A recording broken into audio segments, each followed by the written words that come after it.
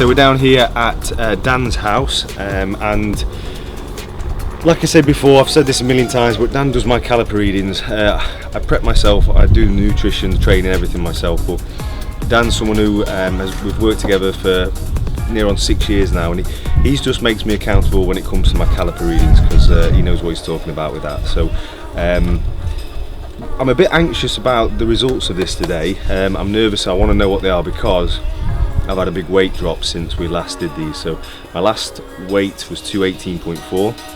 We're now 212, and that was probably, what was it, 10 days ago? Probably about 10 days ago, so it's a big drop in that time. So we need to see what has dropped, whether it's muscle or fat. So we'll get in and go check it out.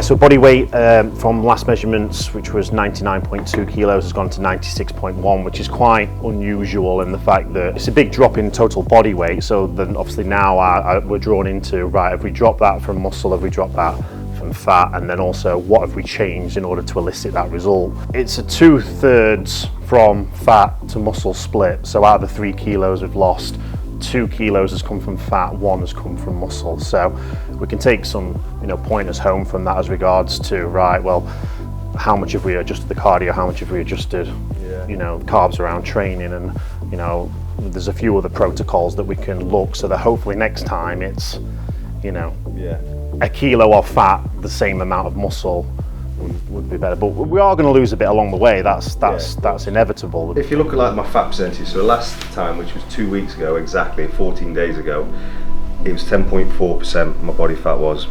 We're now at 8.5, so it's obviously had a good reduction of that. But my lean mass was at 88.9, it's now at 88, so I've obviously dropped muscle mass as well, which I can't afford to do. So this just means these results, obviously I'm moving in the right direction, I'm losing body fat, but I need to reassess a few things on what to do.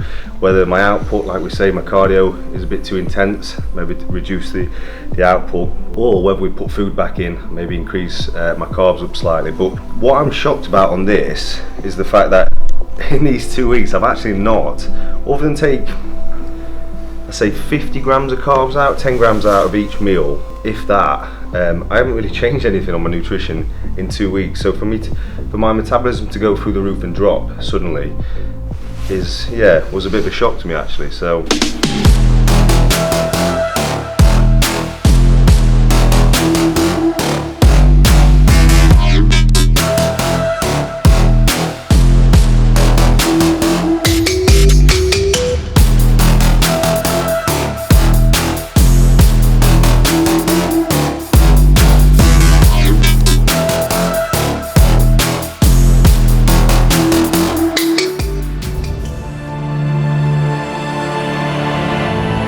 So how many weeks out are we? So we are now 4 weeks out from the Arnold, and yeah, things are getting serious now. The diet is, regarding food, becoming a lot more restricted. The training's being intensified, shall we say, so a bit more cardio at night now, a lot more posing practice, which is quite a big expenditure, and the heavy weight we're backing off a little bit, and we're adding more like superset volume kind of work. So yeah, I had a little rude awakening this week, I'm not gonna lie. My old coach, who's a very good friend of mine, who retired 4 years ago, doesn't have anything to do with the bodybuilding world anymore. He came and had a look at me, just because I'm prepping myself now, and I just wanted him as a mentor more than anything, just to see where I'm at. And he come and had a quick look, and the one thing I always respected about Ken was he was brutally honest with me. He would never sugarcoat anything, and it's nice having people around you who effectively blow smoke up your arse, saying you look really good and keeping you motivated, keeping you positive. But you kind of need that one real person who's going to tell you look shit or tell you the truth, and he was that guy this week. So he basically came in and said, I need to cook food. I got a lot of like back fat to lower back fat. My back's not coming through because it's still holding quite a lot, and around my midsection. So that for me is what I needed, because that's kind of the green light for me to start pushing now. So I've reduced my food quite drastically. We even took 100 grams of carbs out just in my pre and intra drinks, and then we've took carbs out of each meal.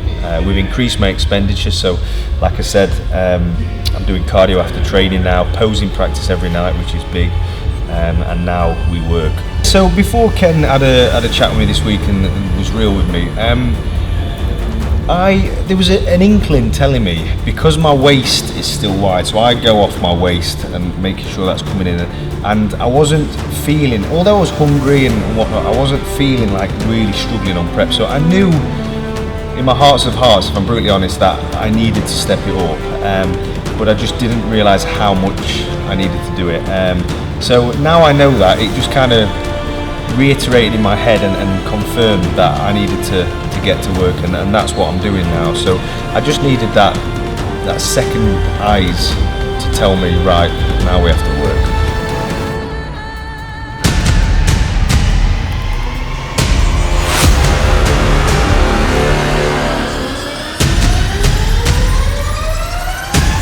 My name is Josh Bridgman. I am an IFBB pro, and I've been competing in the game for like 6 or 7 years. I have followed Ryan for the best part of a decade. I actually first met Ryan, or first saw Ryan I should say, in 2012 at the Leamington Spa, I think it was the Leamington Spa Classic, UKBFF, before he was a pro. And I watched him on stage, and honestly that was a huge part of my inspiration towards my journey. It was a huge part, seeing Ryan on stage and absolutely smoke people. I visualised myself on that stage since that day in 2012, so I definitely owe a huge part of my motivation for this game to Ryan.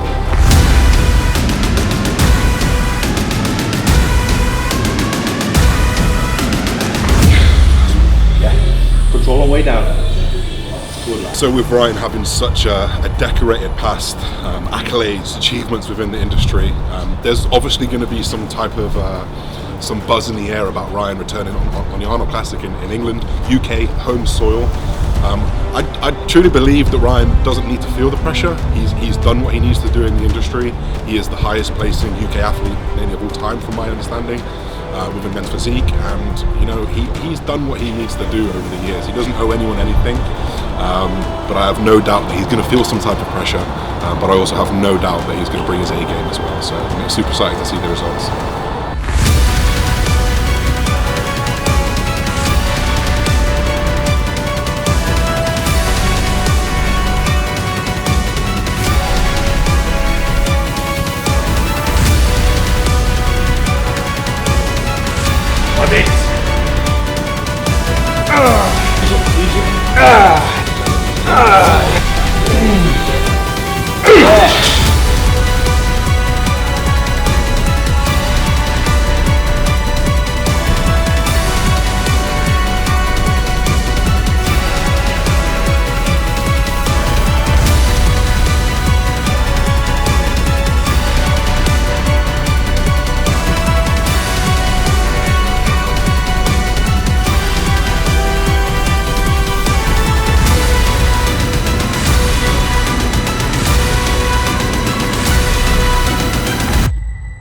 The session we've just done, I've said it to the videographers here, was totally different to what I've been used to. Myself, Tom and Josh, we train in completely different styles. So today, I was saying, was the first day I've done just delts in probably years. So I haven't trained this for a long time. I'm sure you'll see in the video, really high intensity, there's drop sets in there, lots of giant sets with movement between movements, completely different, which is cool for us. It's good to get to train in a different way, and obviously see how Ryan's built his physique. So obviously with Ryan going into the Arnold in 5 weeks, it's only fair to give a bit of a prediction.